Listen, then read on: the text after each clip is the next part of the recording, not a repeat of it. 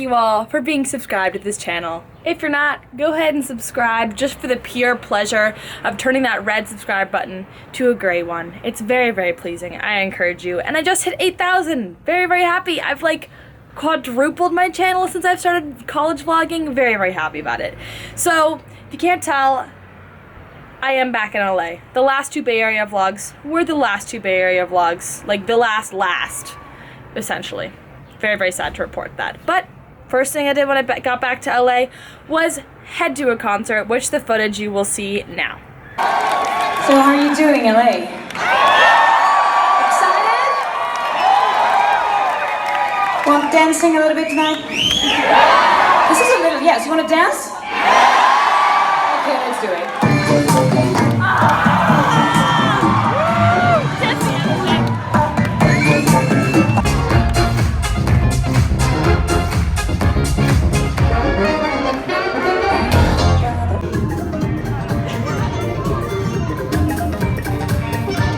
That was last night. Today I am gonna go grocery shopping in a bit, gonna pick up Austin, but a package came in for him. It's from Nike. He told me he wanted these shoes, and then his dog chewed his headphones up, and then he bought some other shoes. So I just wanted to treat him for being him and just being wonderful, so I bought him them. And they're pretty cool. They're like Trojan-esque because they're cardinal and gold. So I don't know, I just wanted to buy, and not that I wanted to buy him something, but just that I wanted to like surprise him with something. I don't really know, I was just feeling it. Just being a kind human. That's what happens when you experience love. You just want to do stuff for them. So, gonna surprise him with that. I told him he's gonna get a gift. He doesn't know what it is. I'm here at his apartment. Let's see what he thinks.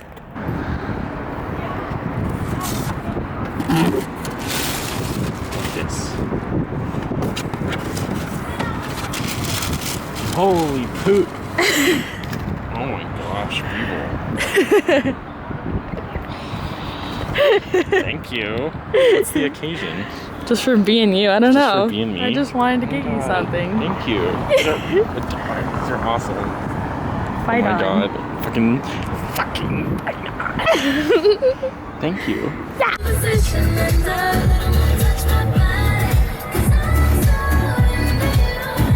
What the hell?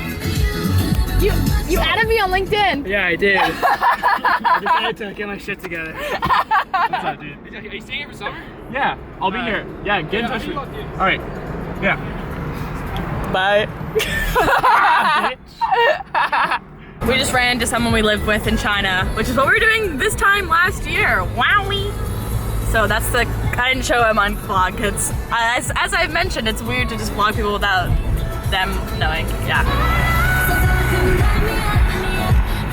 Austin's listened to this 6 times today. F gender norms!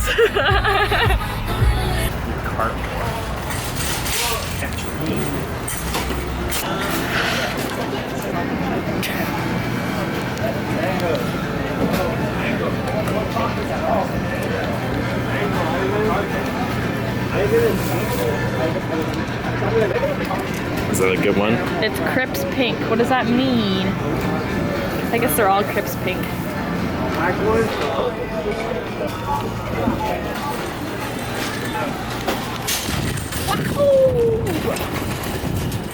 Austin brought me an IKEA bag. They were all making fun of me. They're like, I think we need 3 more of these.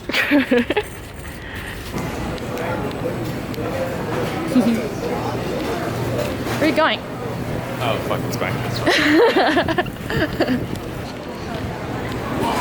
What? I know.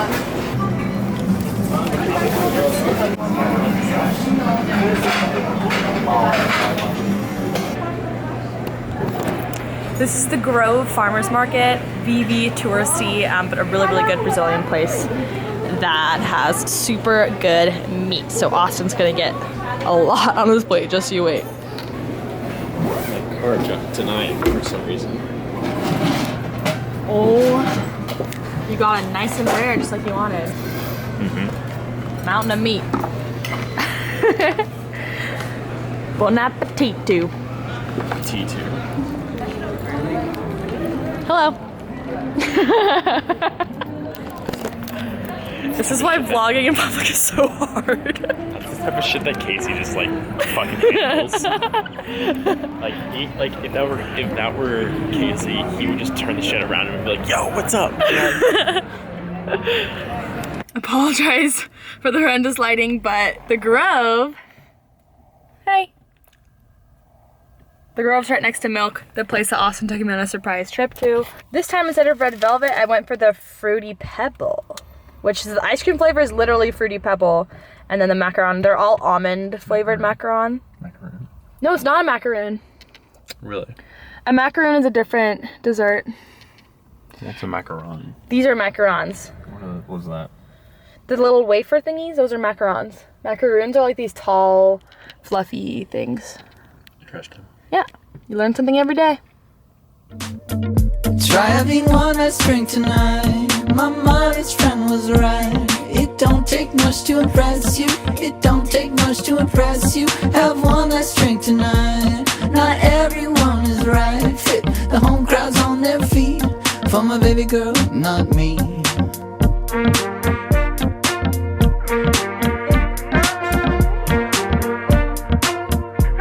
That was my office. I'm working at a company in Beverly Hills. It's actually the same one Anne Marie is working at because she gave me that solid hookup. So yeah, that was my day. I showed you like solid 20 seconds of it. You're welcome.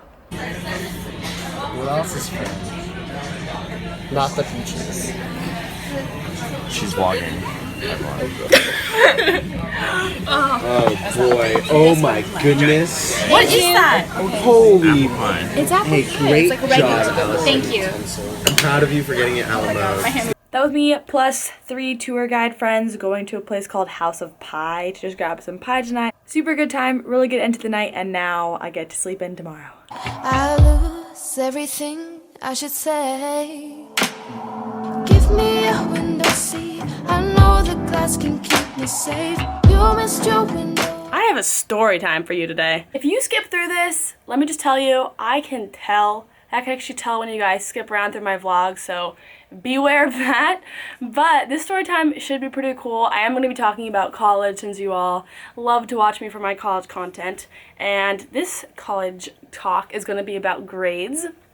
A lot of people ask me on Tumblr what my GPA was in high school. Not so many ask me what my GPA in college is because most people are just concerned about their GPAs so they can get into college.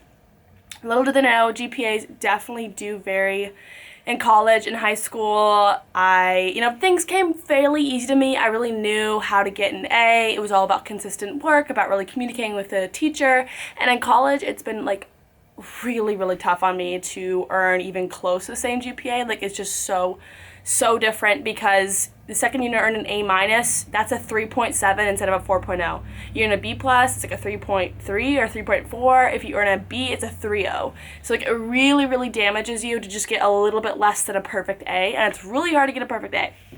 So this semester I didn't talk about my grades because I did really, really well in almost all my classes, surprisingly, except for my GE. And in college, you can take things pass-fail, which means that all you have to do is get above a C, and then it just, it's neutral, so it doesn't count towards or against your GPA, but you do get credit for the class so you can graduate. I took this final GE, mandatory class. It was my last one of the 6 I had to take.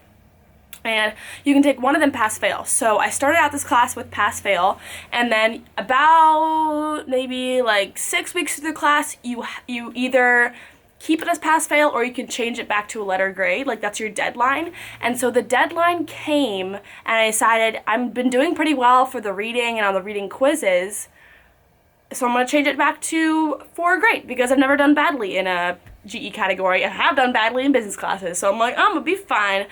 And then that same day that I changed it with the deadline, he passed back our midterms and I missed 6 points. The breakdown of this class is that the midterm, 30%. The essay, 30%. The final, 30%. Participation, 10%. So the how that works is all 100%. So if the midterm is out of 30 points, if you miss 1 point, you were at 100, now you're at 99. So I missed 6 points out of 30 on my midterm, even though I studied real hard, more than some other people in the class, and so I missed 6 points, then I was at 94. So if I missed 2 more points, I'd be at an A minus. So I already knew, like, okay, I'm just gonna have to work to get an A minus in this class. It's too bad, but like it's A minus, still pretty good, still like around my GPA. So midterm came and went. I talked to my TA. I really wanted to do better. I asked him how to do better. He wasn't concerned for me at all. He thought I'd be fine. And so then the essay came around. I worked really, really hard on the essay. Wrote it all about the manic pixie dream girl trope in one of the Buddhism books we were reading, because the class is all about Buddhism and Taoism. And really, really foreign territory for me, even though I thought I'd be interested in it. The class was so boring. Like, the professor was not even good at lecturing. Like, he just straight up read from the book, just read it. So there's no way to know, like, what actually in that 2-hour lecture we had to know, because he just read straight from the book. Like, it was so difficult to pay attention in that class, which definitely contributed to me not being able to do well. But the essay, I only missed 2 points. So then I was at a 92. So I was like, okay, I have 2 more points to sacrifice, and then I am dead, which was a little scary. At that point, I was like, all right, either I'm going to be an A minus or a B plus. That's just going to be the way it goes. And I've been really doing well on the reading quizzes. I'd been to every lecture and participation. I thought my participation grade would be for sure 100. And then the final came and went, and I got the grade back, and I got a B in the class, which I was really upset about, because I thought, you know, worst case scenario, I'm going to B plus, and a B really, really did hurt my GPA. So your girl received her grades. I did well in the classes I didn't think I would do well in, and did poorly in this class that I didn't think I would do that poorly in. And I was kicking myself for not having kept it as pass-fail, but the deadline was the same day as when we got back our midterm, so it was really, really shaky, so I couldn't change it back once you change it. So I was super, super bummed, but the one thing about me is that if I know I've worked really hard for something and I deserve something, I'm a very proactive person. Like, I will advocate for myself. Like, I will fight for it, because the worst case scenario is that my grade stays the same. So in the first time in history, I emailed the professor and the TA back and was like, I would like to see the aspects of my grade, because they uploaded 0 things to our Blackboard grade site. So I was like, I want to see what the heck went into this B, because I just don't think me compared to my classmates would be at this range, okay? So he sends me this stuff, and I didn't do so hot. I think I missed 3.5 points on the final, and then I missed 2 in participation. So I was like, why is my participation grade an 80% out of 10?